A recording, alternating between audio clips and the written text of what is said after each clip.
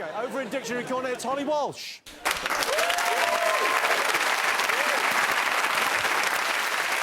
OK, now, you went on Celebrity Mastermind. Yep. Your special subject was, I believe, badgers. Yep. Why? Well, when I was 6, I was obsessed with badgers. I just didn't think about anything else other than badgers. And then when someone said to me when I was... Were you raised by badgers? And then, when they asked me, aged 31 or whatever, oh, what would your specialist subject be? I was like, badgers, of course. But I hadn't thought about badgers for... What's 31 minus that many years? 25.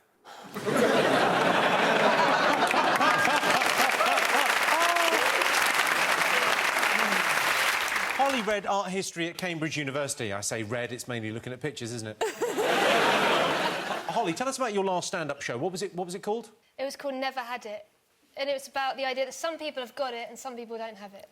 Well, Sean had so much he got a gift basket from Caniston. Sean had an odd pronunciation of the word Caniston. He said Canistan. Canistan. Like it was a like sort a of... country. Canistan, like a country, yeah. That's the most embarrassing thing about the Canistan gift box. OK, Holly, you've got a radio show all about manners. What annoys you most when people have bad manners? My biggest dislike is public displays of affection. You know, when you see two people really going for it in public, I find that gross. One thing worse is one person really going for it in public. I find it revolting. Holly says her days at Cambridge were the most boring time of her life. Well, that's all about to change as you're on John's team tonight. Holly, have you got a mascot? I've got a mascot. I decided to go professional, look to the football world. Right. There's a lot of choices, obviously, but the one I've gone for is the Partick Thistle mascot. He's called Kingsley. This is genuinely the mascot that they have on the sidelines of every game. It's genuinely one of the most amazing things I've ever seen. Oh, well, let's bring him on, the mascot for Partick Thistle.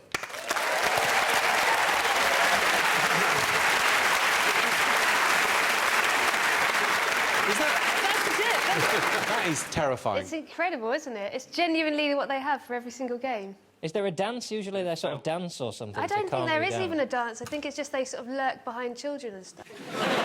Well, do a dance.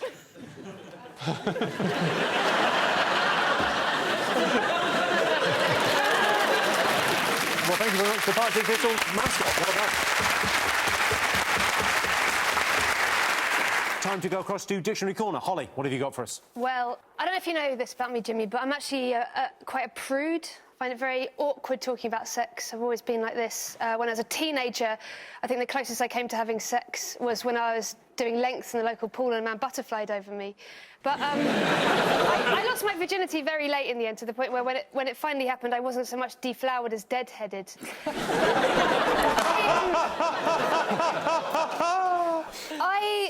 I think part of it is because I'm British. I think it's because, you know, we're not very good at talking about sex. Not like the Americans. You look at the Americans, those guys have nailed it. Like, Reg, look at the sporting analogy that you guys use. You've got the American base system. But we've all seen high school movies. You know, first base, bit of French kissing. Second base, a bit of upstairs, downstairs. Third base, the old pink recorder. Then the full home run. That's the American sporting analogy for sex. But when I look at that, what's yours? So first base is kissing. Second base is rubbing a woman's breast. Third base is being able to give her the 4 fingers of fury.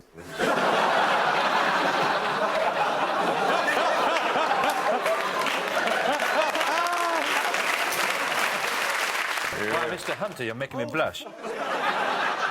The 4 fingers of fury. Yeah, the triple Fs. 4 finger of fury, baby. Oh, the 4 finger. No, I thought you were saying 4 fingers. Well, that's OK then. Now, Holly, for someone who's just said I'm a little bit British and prudish, I imagine you have comments to make. I don't think the British could deal with that system. I think that's a bit too full on for us. I think if we had to have yeah, because y'all like rounders, so of course, yeah. I think if we had to have a sporting analogy for sex, it'd probably be the British cross-country running system.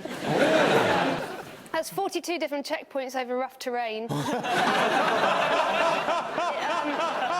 It starts starts with meet in the kitchen at a crap party, obligatory Game of Thrones chat, extensive background check, Google, look through every single photo of them online, see them with their arm around a person in a photo from 2009, develop a rational hatred of that person, like photo by mistake,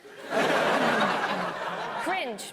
Then up to 12, you're just trying really hard to play it cool, try hard not to think about them. 13, download album they've mentioned in passing. 18, listen to album and repeat and imagine your wedding. 19, get their number for friend. 21, compose text. 22, send text. 23, realise text sounds psychotic. 24, cringe. It's not till 26 that you actually meet, and then it's just wine, wine, wine, wine, wine.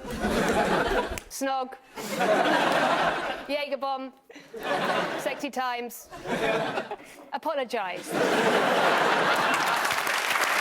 OK, time now to go across to Dictionary Corner. Holly, what have you got for us? Well, I love Countdown, obviously. That's why I'm here. And what I love about Countdown is it's maths and it's words. It's a great combination. And that's also why I love Venn diagrams. Because Venn diagrams are where maths and words meet. I'll give you an example. This is a good Venn diagram. Compliment, insult, what a massive cock.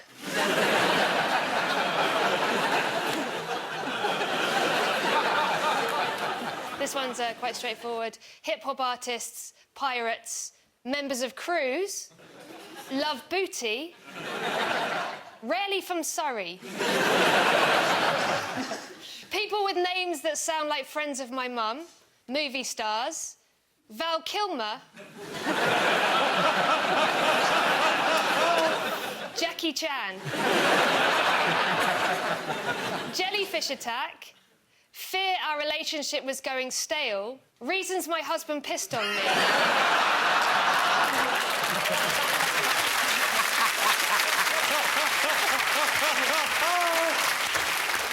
This one is a bit more ambitious. This is a massive Venn diagram.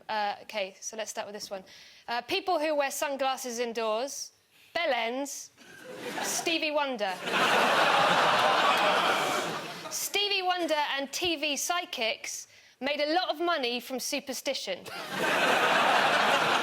TV psychics and the Daily Mail make shit up. The Daily Mail and Countdown inexplicably popular with old people. And then Countdown and Bellends, this show.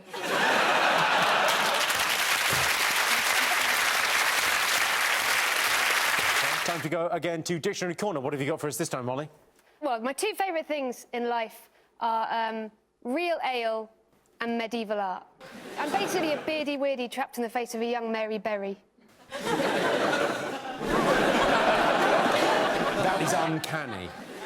So I'll tell you what I love about medieval art. I specifically love medieval manuscripts, which is why being a Dictionary Corner is the best place in the world for me. And I'll tell you why I love them. Because there's this thing called marginalia. This is honestly true, I'm not making it up. And basically, it's what happened in the margins in these really famous old books. So let me give you an example. Here is a picture of Alexander the Great playing chess with a bunch of aristocrats. So far, so dull, I'm sure you're all thinking. But what if I was to tell you that for absolutely no reason, another monk had somewhat ruined the moment by drawing a picture of a man with a finger up his arsehole?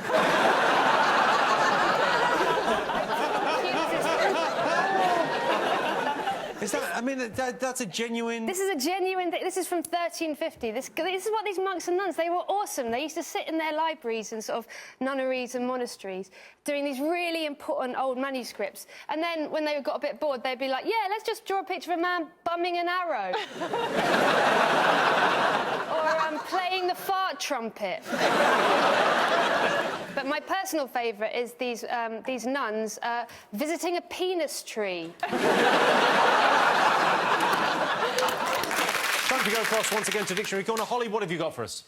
I should probably get some sort of counselling or professional therapist, but Yes. instead I use the internet or women's magazines to diagnose my deep-seated personal issues, such as, you know, you see these surveys or questionnaires, and they're like 10 things to eat to be happier, or does he really love you? This is how we find out. My favourite one at the moment, which is going round, you might have seen this on Facebook, it's what do your sleeping positions say about your relationship?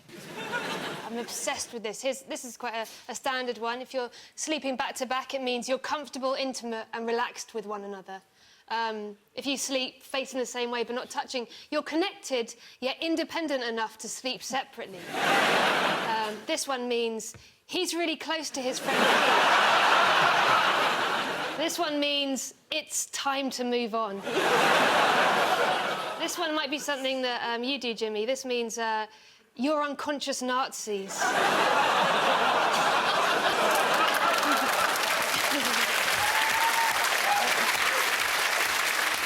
This one means you're really close to his friend Pete.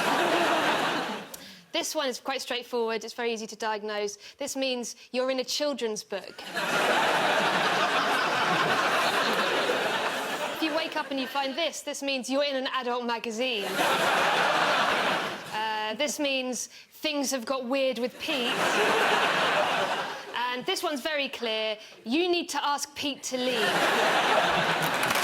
On Walsh, everyone.